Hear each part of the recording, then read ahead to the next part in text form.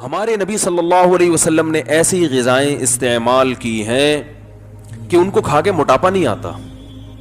وہ الگ بات ہے, وہ عرب میں تھی وہی, لیکن اللہ ایسی چیز پیدا ہی نہیں کرتا پیغمبروں کے لیے نا کہ وہ کھائیں اور ہمارے لیے وہ ایک نمونہ بن جائے. اگر نبی صلی اللہ علیہ وسلم کے پاس چاول ہوتے اور آپ کھا رہے ہوتے تو ہم کہتے ہفتے میں 6 دفعہ چاول کھانا سنت ہے.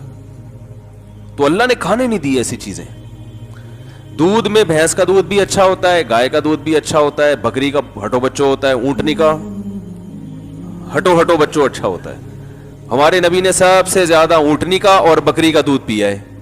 آپ ریسرچ کر کے دیکھ لو, اس میں فیٹ کم ہوتا ہے, موٹاپا نہیں آتا.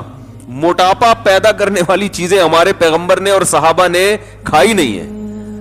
اونٹنی کا دودھ اور بکری کا دودھ, یہ چیزیں یہ موٹاپا نہیں پیدا, اس میں فیٹ نہیں ہوتا اونٹنی کا دودھ, اور جگر کے لیے بہت اچھا ہوتا ہے. پھر جو کھائیے, گندم بہت کم کھائیے. تو کھجور تو مستقل آپ کھجوریں کھاتے رہیں, عادت ڈالیں, آپ دیکھو آپ کے چہرہ پہ ایسی فریشنس آ جائے گی نا, کیونکہ آپ صلی اللہ علیہ وسلم نے فرمایا افطار کس سے کرو, کھجور سے. اس کو آپ نے طیب فرمایا, ایسی پاکیزہ چیز ہے, کیونکہ جب خالی پیٹ ہے نا تو جو کھاؤ گے ٹھا کر کے لگے گا جسم کو. تو ایسے موقع پہ گٹکا بھی کھا سکتے ہو, اس وقت جو گٹکے کا اثر ہوگا وہ بھرے ہوئے پیٹ نہیں ہوگا. چرس بھی پی سکتے ہو, سگریٹ بھی پی سکتے ہو, ہیروئن بھی کھا سکتے ہو, پی سکتے ہو, اور بریانی بھی پھوڑ سکتے ہو, کچھ بھی کھا سکتے ہو. لیکن آپ نے فرمایا کہ ایسے موقع پہ کیا کھانا ہے, کھجور. آپ کہہ سکتے ہیں ہم تو رمضان میں کھجوریں کھاتے ہیں تو ہمارے چہرے پر تو وہ فریشنس اور یہ سب ویکنس ختم نہیں ہوتی. وجہ اس کی ہے کہ 2 دانے آپ کھجور کے کھاتے ہیں, پھر طبیعت سے رول سموسے پھوڑتے ہیں. ٹھیک ہے, تو بھائی کھجور کا مطلب پتا ہے, پھر کھجور ہی کھاؤ, پیٹ بھرو کھجور سے. اور یہ دماغ میں سے نکال دیں کہ کھجور کھائیں گے تو پھر فلاں چیز کی کمی کیسے پوری ہوگی. وہ سب کچھ اللہ نے اس میں, صرف کھجور ہی کھا لینا آپ, سب کچھ ہو جائے گا. اس میں آپ کو طاقت بھی ملے گی, جو کاربوہائیڈریٹ ہے وہ بھی ملے, گلوکوز اچھا والا گلوکوز ملے گا آپ کو, اور آئرن بھی ہے, ہر چیز ہے. کہتے ہیں کھجور میں ایک اتنے سے دانے میں اللہ نے جتنی چیزیں جمع کر دی ہے نا, اتنی کسی اور پھل میں یکجا جمع نہیں ہوئی ہے. تو امی عائشہ, آج میں فجر میں حدیث پڑھتا ہوں نا یہاں روزانہ, تھوڑی دیر کا درس ہوتا ہے, تو امی عائشہ فرماتی ہیں کہ چاند, وہ تو غربت بیان کر رہی تھی کہ رسول اللہ صلی اللہ علیہ وسلم کے 3 چاند گزر جایا کرتے تھے اور ہم کھجور پانی کے علاوہ کچھ بھی میسر نہیں ہوتا تھا. ایسی زندگی تھی, لیکن اللہ نے اسی میں بڑی پاور رکھی ہے, طاقت رکھی ہے. تو چیزیں کھائیں, وہ بھی کھاتے رہیں, چھوڑ کون سکتا ہے, لیکن زیادہ آہستہ آہستہ جو فوکس کریں نا ان چیزوں کو. انجیر ہے, عرب لوگ کھاتے ہیں. میں شام کو, آپ کو پتا, ہم ترکی گئے تو وہاں شامی مہاجرین بہت تھے. تو ہم جب شام کے لوگوں کو دیکھتے تھے, ان کے چہرے میں الگ ہی رونق, چہرے میں الگ ہی نور. تو ہم اپنے دوستوں سے پوچھے, یار یہ اتنے خوبصورت لوگ کیوں ہیں؟ انہوں نے کہا یہ صدیوں سے انجیر, زیتون, کھجور, یہ 3 چیزیں کھاتے آ رہے ہیں. ان کا ناشتہ اس کے بغیر نہیں ہوتا. اور ہم لوگ کیا کھاتے آ رہے ہیں صدیوں سے, پراٹھے پھوڑتے آ رہے ہیں, جیم کے ساتھ مکھن بھی ہمارا پتہ نہیں کون سا والا مکھن ہوتا ہے بھائی, جس نے جو لا کے مکھن کے نام پہ پکڑا دیا وہ کھانا شروع کر دیا ہم نے. تو خیر یہ میرا موضوع نہیں ہے, پھر بات ادھر کو چلی جاتی ہے. تو نبی صلی اللہ علیہ وسلم نے ارشاد فرمایا, تو اسلام اندر کی طہارت کا بھی قائل ہے. دیکھو قرآن نے قسم اٹھائی, والتین والزیتون, قسم ہے انجیر کی, قسم ہے زیتون کی, وہذا البلد الامین, اور اس مکہ والے شہر کی بھی قسم ہے.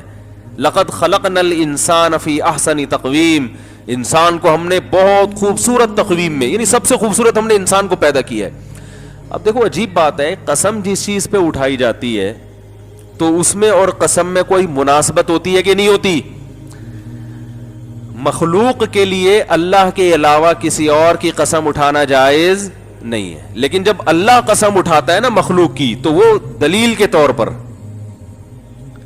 گویا, یعنی اللہ اس میں یوں کہہ رہے ہیں کہ انجیر اور زیتون اور مکہ, بلد الامین سے مراد کیا ہے؟ مکہ, یہ تینوں اس بات پر گواہ ہیں کہ ہم نے انسان کو بہت ہی بہترین انداز میں پیدا کیا ہے.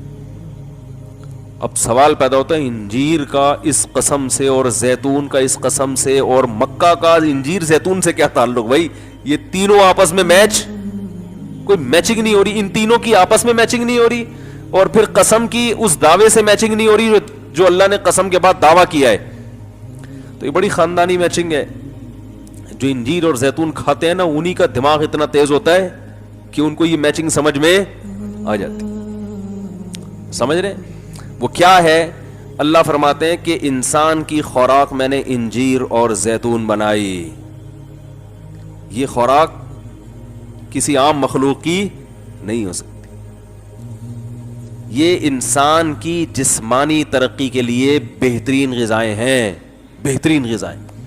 اور مکہ انسان کی روحانی ترقی کے لیے, کیونکہ مکہ وحی کا مرکز ہے. تو تہذیب یافتہ زندگی گزارنے کے لیے گائیڈنس اس کو کہاں سے مل رہی ہے؟ مکہ سے, جو اس کی روح کو طاقت دے رہا ہے.